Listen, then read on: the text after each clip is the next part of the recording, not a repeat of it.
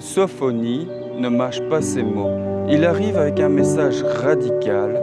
Le jour de l'Éternel approche. C'est un jour où Dieu passe sa création au crible. Sophonie dénonce l'indifférence spirituelle. Ceux qui disent dans leur cœur « l'Éternel ne fait ni bien ni mal ».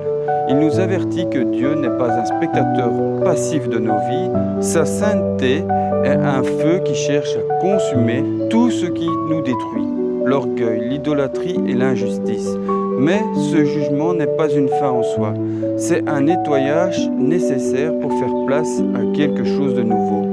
Au milieu de ce chaos annoncé, Sophonie dénonce une issue de secours. Il dit « Cherchez l'Éternel, vous tous, humbles de la terre. Cherchez la justice, cherchez l'humilité. Dieu promet de laisser au milieu du peuple un reste humble et petit, qui trouvera son refuge dans le nom de l'Éternel. La sécurité dans les temps de crise ne vient pas de nos comptes bancaires ou de notre influence. Elle vient de notre capacité à nous abaisser devant Dieu.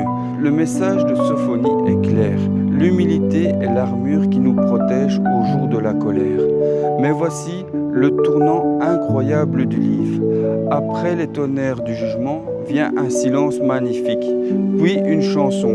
Sophonie, chapitre 3, verset 17, nous donne un des versets les plus profonds de la Bible. L'Éternel, ton Dieu, est au milieu de toi, comme un héros qui sauve. Il fera de toi sa plus grande joie. Il gardera le silence dans son amour. Il aura pour toi des transports d'allégresse.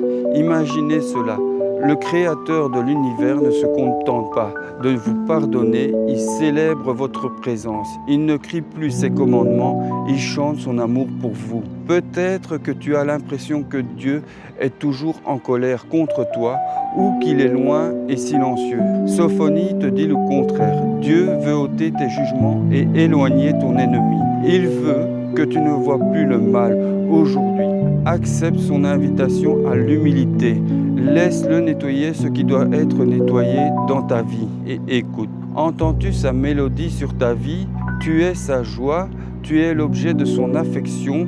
Repose-toi dans son amour silencieux. Si tu veux laisser Dieu être ton héros et chanter sur ta vie, aujourd'hui écris sa joie en commentaire. Abonne-toi pour découvrir les trésors cachés des prophètes, like pour partager cet amour et active la cloche.